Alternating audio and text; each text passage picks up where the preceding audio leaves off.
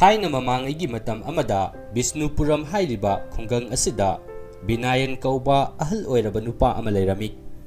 Ahal asi mabuk mapau yamna phai, yamna pukchel sengi, achumbada hai, achumbada tawi. Maram asina laikai mioi singna mabu nungsibirami. Ahal asigi amata poksaba masanupa Pitambram kauba amasu leirami. Mahaksu mapagi matawgumna pukchel sengi, achumbada hai, achumbada tawi. Amadi migi matengsu yamna pangi. Tawbadapu makoigi imung asi lairaba imung amadi oirami. Pitambram mayum makai panjaduna masanupa amaga nupi amaga su phangjarami. Magi masa ani asina pungkat chawkhalakpa matam asida makoigi khul aduda yamna tamthiba leina ama sandoraklami. Hairiba leina asina maram oiraga khungang adugi praja kaya ama laikanaba ngamdana sikhirami. Mayam asigi marakta Pitambramgi nupi amadi magi masanupi adusu yaukhirami. Pitambram su leina asina naduna matam kuina phamungda yataduna leirami. Mahaki masa adu yamna sokchille amadi mayengsu yamna tare. Adubu mahak magi pikliba masa amadi magi ahal oiraba mapagi damak khanbada yamna wajarami. Makhoi anigi damak khallaga mahak mapan thoktuna thabak suba haurage haina mapukningda leplami. Asumna nongmagi ayuk anganba amada mahak ngantana hugatuna thabak suba satki haiduna maput masai yomsinduna thoglami. Mana thongal tholakpada hanadagi hugatuna leiramlaba magi mapaga thengnarami. Naduna leiriba mahakna mafam kadaida chatkadawribano haina mapana hanglaki. Matam asida Pitambramna mahak paisa tanabagidamak thabak suba satke haiduna thoglaklibani haina hairami. Ngarang hanta phamungdagi hogatuna chatpa ngamlakpada ngairi. Haujik mahakna mapanda thoklaga surugadawriba thabak asi karino. Mahaki haksang adu hena sokchillagani chatkhiba yaroi. Magi anaba aduna mapung phana phatriba phawbadi mana yupthong khudingi bikhya chattuna cheng hawai niduna mahakpu thakani haina hairammi. Mahak hinglingaida karigi mapana bikhya niba chatkadawribano. Mapana bikhya niba chatlaga mana yengduna leiba haibasi papki masakni haina Pitambramna hairami. Mapana phana kanna khamlabasu Pitambramna yadabadagi mahak mayum thadoktuna thabak suba thoklaklami. Mana lobukta kumlaktuna mayamna thabak sunariba mafam aduda changsilaki. Thabak suduna leiramliba laikagi ahal laman amadi marup mapang sing adugi mafamda mahaksu makhoina suriba thabak adu khara yaujage haina haijarami. Adubu laikagi ahal laman sing aduna mahakti yamna kanna nariba misak amani. Masida natana magi haksang adusu yamna soli. Mahak thabak suba ngamloi haina hairaga mahakpu thabak suba yauhallamde. Pitambram khungang aduda koina sattuna thabak thirami. Adubu magi oiriba haksangi phibam aduna maram oiraga kana amattana mahakpu thabak suhallamde. Masidagi upai leitraduna mahak khungang aduda leiba yumthong kharada changduna cheng hawai khara bikhya nirami. Numidang wairam oiraduna mahak mayumda halakle. Aduga mana bikhya-dagi phanglakpa cheng hawai sing adu mapada sinarami. Mahak thabak phangdre. Mana purakliba cheng hawai sing adu bikhya-dagi phanglakpa cheng hawai sing ni haiba mapana su khanglami. Maram asina mapana mangonda mathangi numittagidi khungang adugi yumthong khudingda changduna bikhya niba adu makhoi ani oina chatminarasi haina hairaklami. Adubu mapana nungai khiroi khanduna mana phanglakliba cheng hawai sing adu mana thabak sururaga madudagi phanglakpa sel sing aduna leirakpani.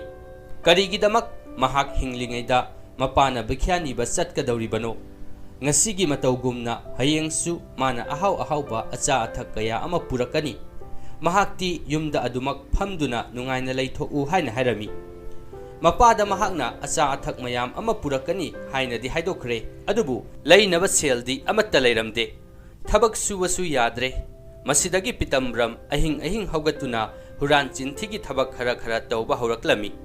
Mana ahing haugatuna chana thaknaba potchai sing huralami. Aduga nongalaklaba matamda mapada sinarami. Asumna magi honglakliba mataw asida binayan su chingnaba phawraklami. Madudagi mana nongmagi ahing amadi tumdana mahakpu senaduna leirami. Mayamna tumna hipnakraba matamda Pitambram magi phamungdagi haugattuna thokirami. Mana thokiba aduga loinana magi mapasu lona magi matung inaraklami. Pitambram inakhunba yumlonaba nupa amagi ingkholda tumina changsilaki aduga magi leiriba hameng mayam adugi maraktagi hameng ama chingthoktuna puraklami. Hameng adu mana semdoklaba matungda sadumsing adu magi ingkholgi matai amada seksinna thamlami. Madudagi mahak amuk nana irulu thoklaga amuk tumba changkhirami. Pitambramna tawriba thabaksing adu binayanna haubadagi loiba phawba yengduna leirami. Masanupana asigumba huran chinthigi thabaksing asi tawrakani haibasi mahak nongmata su khallude. Adubu mana tawriba asi ahal oiraba mahakki amadi pikliba magi masaki damak khallubada mahak yamna nungairamde. Asigumba asuk waba punsi asibu mangonda ohenbiriba asi karigino haina kapna isorda haijarami. Madudagi mahaksu mayumda changsillaktuna tuminna magi phamung aduda kakhalaki. Karigumba masanupana tawriba thabak adu mayamna khanglaklabadi maduda mana phanggadawriba chairaksing adu khallubada mahak ahing adu tumba yaramde. Mathangi ayukta binayan nganna haugattuna mangonda phamduna leirami. Pitambramna haugattuna mapanda hek thoglakpaga masanupada makhoi ani bikhyani ba chatlasi haina hairami. Pitambramna makhoi karigi bikhyani ba chatkadawribano makhoigi damak mahakna sadum ahauba sungsoi soidana purakani. Madu charabadi magi mapangal adu yamna thuna kankhatlakani thabak hena subasu ngamlakani haina hairami. Masanupagi mawong mataw adu uraga binayanna mahangna purakadawriba acha athaksing amadi sadumsing adu kadaidagi purakadawribano aranba pambaising sijinaduna purakpa acha athaksingdi mahak chaba pamde haina hairami. Pitambramna mana purakliba acha athaksing adu mana thabak suduna tanjaba selna leirakpani haina haijilami. Mapunsida oidaba nganglaktriba masanupana ngasi mangonda oidaba nganglakpa aduda binayan yamna nungaijaramde. Madudagi mana khangba ngamlaktraduna asawbagi khonjelda asumna hairaki. Nangna ngarang ahing hogattuna yumthangnabagi hameng adu hatlaga semdokpa natra. Nangna tawriba aranba thabaksing adu aina haubadagi loiba phawba loina uhauribani. Aina khangsinnadana nangonda hangbani. Asigumba phattaba thabak asi nangna tawriba karigino haina hanglami. Pitambram mamitta mapi taduna kablagi aduga mana tawriba thabaksing adu mahak upai amatta leitabadagi tawbani. Thabak suduna sel tange hairabasu kana amattana mahakpu thabak suhanbidre. Aduga amaromdana bikhyani rubadagi phanglakpa cheng hawai aduna konabasu ngamdre. Maramsing asina mahak aranba thabak asi tawrakhibani. Adubu mahak matungda asigumba thabaksing asi amuk hanna tawraroi. Mahakki masa adu kankhalaktriba phawbadi mahak bikhyani ba adumak chattuna makhoibu thaklage haina haijarami. Asigumba masagi nungaitaba mawong mataw asida binayan su yamna nungaijaramde. Mapa masa ani konaduna kapcharami. Mapa masana ngasaidagi ngangnariba adu makhoigi yum nakalda leiriba ningthaugi manai ani aduna tarami. Hauzik mapa masa asi awaphamda tagadawre. Rabi chenjau paiba yumthangnaba miyoi amani. Mahak chel jamna paijarabasu mabuk chel sengde amadi minungsi leite. Magi ingkhol senaduna leiba minai anikhak changsillaktuna magi hameng ama mangkhre haina paw tamlami. Madudagi magi hameng mangkhibagi paw asi lebak adugi ningthauda chattuna tamlami. Aduga magi hameng adubu phangnaba thibiyu. Karigumba huralamba thoklabadi huranba adu matik chaba chairak pibiyu haina haijarami. Madudagi ningthau aduna magi manai masel khara thaduna hameng adubu thinaba hairami. Ningthau manai sing aduna asum lakpada binayangi yum adu phawduna laklami. Madudagi ngasai mapa masa anina sanakhiba wari sing adu makhoina loina tahaurami. Pitambramna hameng adu hurale haibasi makhoina khanglami. Madudagi makhoina sakhi puthoknabani haiduna binayangi ingkhol aduda hameng adu leibra haiduna thirami. Adubu makhoina thiba phanglamde. Sakhi sapon amatta leitrabasu Pitambramna hameng adu hurale haibadi makhoina khanglami. Madudagi makhoina Pitambrambu phaduna ningthaugi manakta puraklami. Huranba adu phaduna purakpa adu ubada Rabi yamna nungairami. Mahakpu khudak adumaktada akanba chairak pibiyu haina hairami. Madudagi ningthau aduna wayel asi mathangi numitta chatharasi. Numit adugi oinadi matam hele haina hairaga makhoi loinamak thadoraklami. Numit adugi numidang aduda ningthau aduna magi bor mantri aduga wa ama tanarami. Pitambram hariba nupa asi yamna chamjaba mabuk mapau suphaba amadi achumba tauba misak amani. Mada natana magi mapa asi su miyamna yaba nupa amani. Makhoina huran chinthi taurakliba asi makhoina tauge khanduna taurakpa natte. Upai leiraktrabadagi taurakpani. Chana thaknaba leiraktrabada mahak upai leitraduna thabak asi taurakpani. Mahakna ningthau oina leibak asida palaga asigumba imung asida karisu mateng pangba ngamdaba haibasi yamna ikainingaini. Chamjaraba solaba mapa masa anibu aina dandi piningde. Aina khalliba wakhalol asibu chumlibra natraga lalibra haina mantri aduda hanglaki.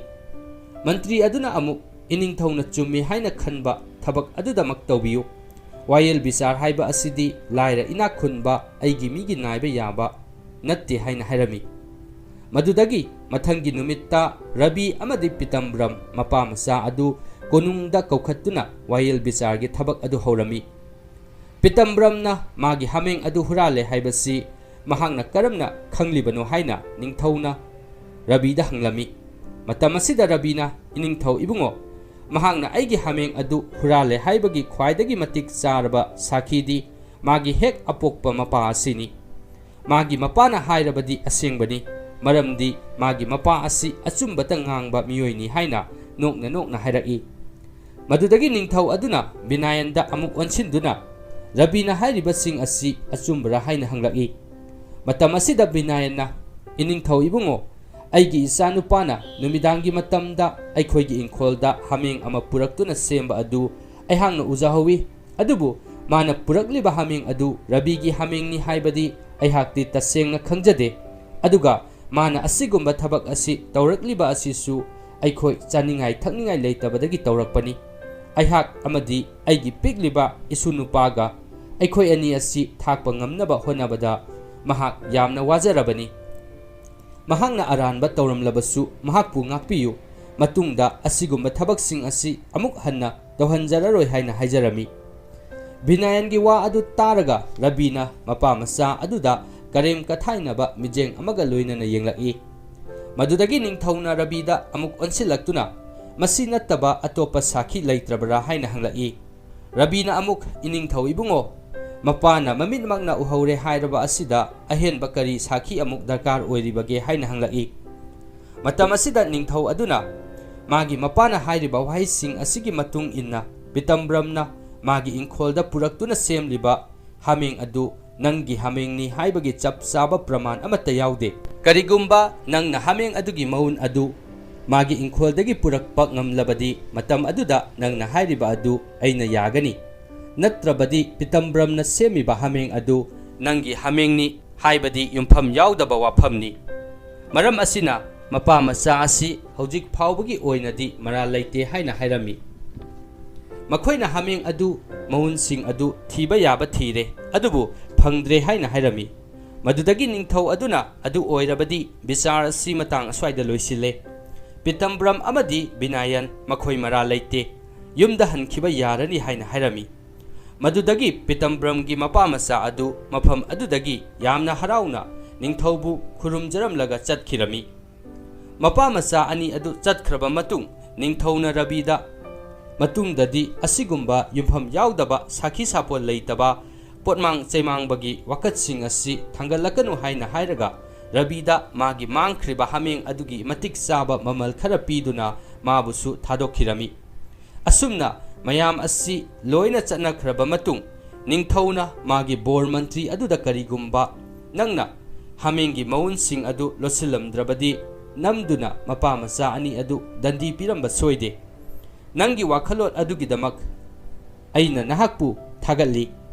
Upai leijadraba chamjakraba mapa masa ani adubu aina chairak piduna ꯊꯥꯗꯣꯛꯈ꯭ꯔꯕꯗꯤ ꯑꯩꯍꯥꯛ ꯄꯨꯟꯁꯤꯒꯤ ꯑꯣꯏꯅ ꯑꯗꯨꯃꯨꯛ ꯅꯨꯡꯉꯥꯏꯇꯅ ꯂꯩꯍꯧꯔꯒꯅꯤ ꯍꯥꯏꯅ ꯍꯥꯏꯔꯛꯏ꯫ ꯕꯣꯔ ꯃꯟꯇ꯭ꯔꯤ ꯑꯗꯨꯅ ꯑꯃꯨꯛ ꯄꯤꯇꯝꯕ꯭ꯔꯝꯅ ꯍꯥꯃꯦꯡ ꯑꯗꯨ ꯍꯨꯔꯥꯜꯂꯨꯕ ꯑꯗꯨꯗꯤ ꯂꯥꯜꯂꯤ, ꯑꯗꯨꯕꯨ ꯃꯥꯅ ꯇꯧꯔꯤꯕ ꯊꯕꯛ ꯑꯗꯨ ꯃꯁꯥꯅ ꯇꯧꯅꯤꯡꯅ ꯇꯧꯕꯗꯤ ꯅꯠꯇꯦ, ꯆꯥꯅꯤꯡꯉꯥꯏ ꯊꯛꯅꯤꯡꯉꯥꯏ ꯂꯩꯇꯕꯗꯒꯤ ꯎꯄꯥꯏ ꯂꯩꯇꯗꯨꯅ ꯇꯧꯕꯅꯤ꯫ ꯉꯁꯤꯒꯤ ꯋꯥꯌꯦꯜ ꯑꯁꯤ ꯑꯥꯏꯟꯒꯤ ꯃꯤꯠꯌꯦꯡꯗ ꯂꯥꯜꯂꯕꯁꯨ ꯙꯔꯃꯒꯤ ꯑꯣꯏꯕ ꯃꯤꯠꯌꯦꯡꯗꯗꯤ ꯌꯥꯝꯅ ꯆꯨꯝꯃꯤ, ꯏꯅꯤꯡꯊꯧꯕꯨ ꯊꯥꯒꯠꯅꯤꯡꯉꯥꯏ ꯑꯣꯏ ꯍꯥꯏꯅ ꯍꯥꯏꯔꯛꯏ꯫ ꯃꯁꯤꯒꯤ ꯃꯇꯨꯡꯗꯒꯤ ꯅꯤꯡꯊꯧꯅ ꯊꯥ ꯈꯨꯗꯤꯡꯒꯤ ꯄꯤꯇꯝꯕ꯭ꯔꯝꯒꯤ ꯏꯃꯨꯡꯗ ꯆꯥꯅ ꯊꯛꯅꯕ ꯑꯆꯥ ꯑꯊꯛ ꯈꯔ ꯃꯥꯒꯤ ꯃꯅꯥꯏ ꯃꯁꯦꯜꯁꯤꯡ ꯊꯥꯔꯛꯇꯨꯅ ꯄꯤꯕꯤꯔꯝꯃꯤ꯫ ꯄꯤꯇꯝꯕ꯭ꯔꯝꯁꯨ ꯍꯧꯖꯤꯛꯇꯤ ꯃꯁꯥ ꯑꯗꯨ ꯐꯒꯠꯂꯛꯇꯨꯅ ꯊꯕꯛ ꯁꯨꯕ ꯉꯝꯖꯔꯛꯂꯝꯃꯤ꯫ ꯅꯤꯡꯊꯧ ꯑꯗꯨꯅ ꯃꯍꯥꯛꯄꯨ ꯀꯣꯅꯨꯡꯒꯤ ꯊꯕꯛ ꯑꯃ ꯍꯥꯞꯄꯤꯔꯝꯃꯤ꯫ ꯃꯇꯝ ꯑꯁꯤꯗꯒꯤꯗꯤ ꯄꯤꯇꯝꯕ꯭ꯔꯝꯒꯤ ꯏꯃꯨꯡ ꯑꯁꯤ ꯆꯥꯕ ꯊꯛꯄ ꯋꯥꯠꯇꯕ ꯏꯃꯨꯡ ꯑꯃ ꯍꯥꯏꯕꯗꯨ ꯑꯣꯏꯈꯤꯔꯝꯃꯤ꯫ ꯋꯥꯔꯤ ꯑꯁꯤ ꯃꯇꯥꯡ ꯑꯁꯤꯗ ꯂꯣꯏꯁꯤꯟꯖꯔꯦ꯫ ꯋꯥꯔꯤ ꯑꯁꯤ ꯂꯤꯕꯗ ꯁꯣꯏꯈꯤꯕ ꯌꯥꯎꯔꯕꯁꯨ ꯇꯥꯕꯤꯔꯤꯕ ꯄꯨꯝꯅꯃꯛꯅ ꯉꯥꯛꯄꯤꯅꯕ ꯅꯣꯜꯂꯨꯛꯅ ꯍꯥꯏꯖꯔꯤ꯫ ꯃꯈꯥ ꯇꯥꯔꯛꯄ ꯋꯥꯔꯤꯁꯤꯡ ꯊꯥꯒꯠꯂꯛꯄꯗ ꯈꯪꯅꯕꯒꯤꯗꯃꯛ ꯆꯦꯅꯦꯜ ꯑꯁꯤꯕꯨ ꯁꯕꯁꯀ꯭ꯔꯥꯏꯕ ꯇꯧꯗ꯭ꯔꯤꯕ ꯏꯆꯤꯜ ꯏꯅꯥꯎꯁꯤꯡꯅ ꯆꯦꯅꯦꯜ ꯑꯁꯤꯕꯨ ꯁꯕꯁꯀ꯭ꯔꯥꯏꯕ ꯇꯧꯁꯤꯟꯕꯤꯔꯝꯃꯨ꯫ ꯄꯨꯝꯅꯃꯛꯄꯨ ꯊꯥꯒꯠꯆꯔꯤ꯫